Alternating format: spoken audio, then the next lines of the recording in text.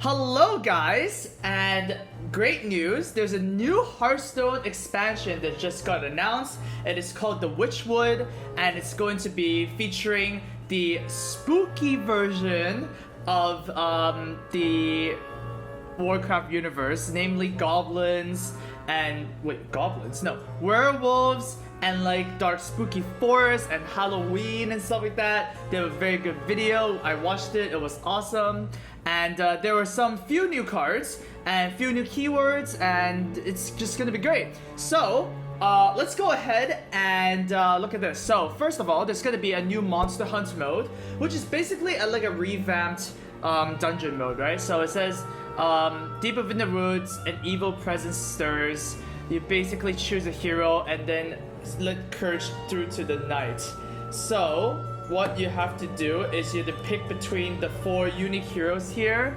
You have Tracker, Cannoneer, Houndmaster, and Time Tinker, which are basically like a bit more specialized classes.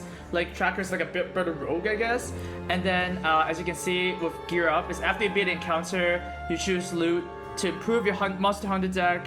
Choices between 3 sets of 3 cards, so basically exactly the same as Dungeon Run. Hopefully it's gonna introduce a few new bosses and the new things and stuff like that. It's gonna be great. Alright, but of course, we have some new keywords. First of all, it's Echo. And Echo means that you can play this card as many times as you want during that turn. So Phantom Militia is a 3-mana 2/4 that basically the example played 3 copies of at turn 9. So very similar to Unstable Evolution. I think it's a very good keyword for Arena, because you can either play very cheap or you can play very expensive. So Arena, I think it's going to be very high quality. For Constructed, it's only good, I think, if you can abuse it somehow. So for example, if there's like a Knife Juggler, Unlimited, you know, minions, or like Summoning Stone, you know, back then Summoning Stone was the card. It hasn't been played since. It's the Warlock. Your minions cost 2 less card. So that's synergize with Echo. So if there's a lot of cards that synergize with Echo, then it's gonna be a good keyword. Otherwise, it's not gonna be that good. All right, the next keyword is Rush, where it's basically charge, but you cannot attack enemy heroes, right? I always say that said this on stream before. This is what charge should have been, I think, because you know, charging phase makes for some very weird games where you just can't play around them, and there's already fireballs and stuff like that already, but I guess Echo is kind of cool. Namely though, Echo is not namely that Rush is not a battle cry, right? So it's similar to charge. So if you can fetch it out of your deck, or if you summon it from like random effects, you still can charge. So it's not exactly like Charge Devil Sword or, you know, Chompy, as we like to call him. So yeah, just trade your minion, and then it becomes a normal minion afterwards. Alright, almost to the specific cards.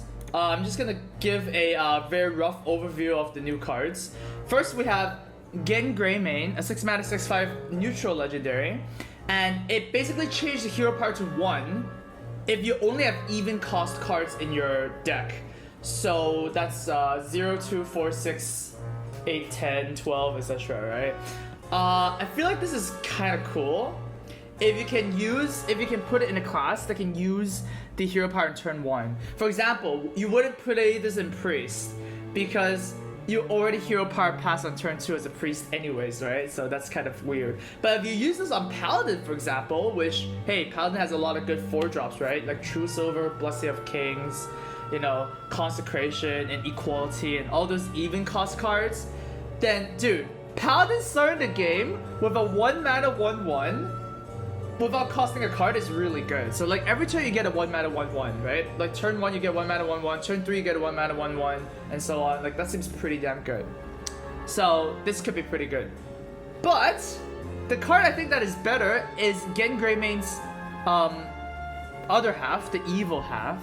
Baku the Moon Eater, 9-mana 7/8 beast, and at the start of the game, if you only have odd cost cards, you upgrade your hero power. And upgrading means that you transform it to Justicar, right? Remember the Justicar True Heart transform your hero power to basically double the effect. Well, except for Hunters, because nobody likes Hunters. Hunters only get the deal 3 damage instead.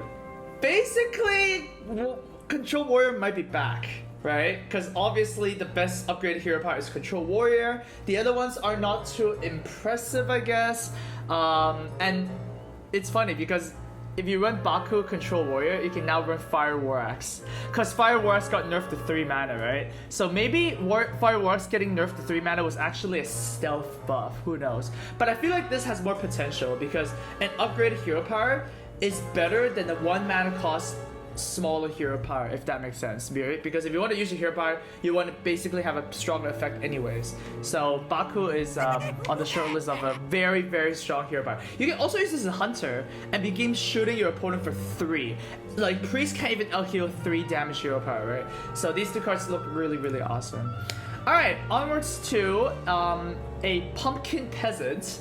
3 mana 2/4 neutral common, has lifesteal, and each turn this is in your hand, you swap its attack and health. So when you draw this as a 3 mana 2/4 lifesteal, and then if you use it, if you wait a turn, it becomes a 3 mana 4/2 lifesteal, and so on. Yeah, this is strictly a an arena card. I don't think you want to play a 3-drop that doesn't really do that much. That the turn you play it in constructed anyways.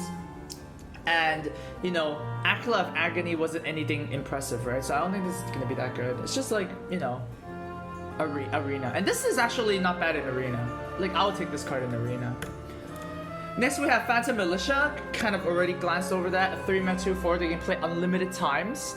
As much as you can during a single turn. I think this card is really good in Arena. I think this is like pretty much auto pick, I think. Because like the fact that you can play this on turn 3 and you can play this on turn 9 and be as good as whenever you play it feels like it's really, really good.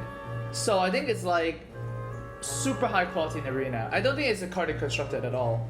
I think this is just pretty crappy. Like at turn 9 you can be doing much more broken stuff than play 3 2/4s. Next we have Militia Commander. It's a 4 mana 2/5 rush. And it's actually a 4 mana 5/5 rush the turn you play it because there's a battle cry effect. So it's a 4 mana 5/5, you trade for something, and then afterwards it becomes a normal minion. I think this is insane in Arena. A 4 mana 5/5 charge that just trades is okay because Arena you don't need to go face anyways, right? So this is really, really good in Arena. Like, man, if Warrior doesn't suck, then this is gonna be insane. In Constructed, I feel like this seems okay. Of course, we need to see the whole set for me to analyze these cards properly, right? But it seems okay, especially for like Control Warrior. Like 4 mana deal 5 damage is pretty good, and you leave behind a guy. I think that's kind of fine. So, yeah, it's a nice little card.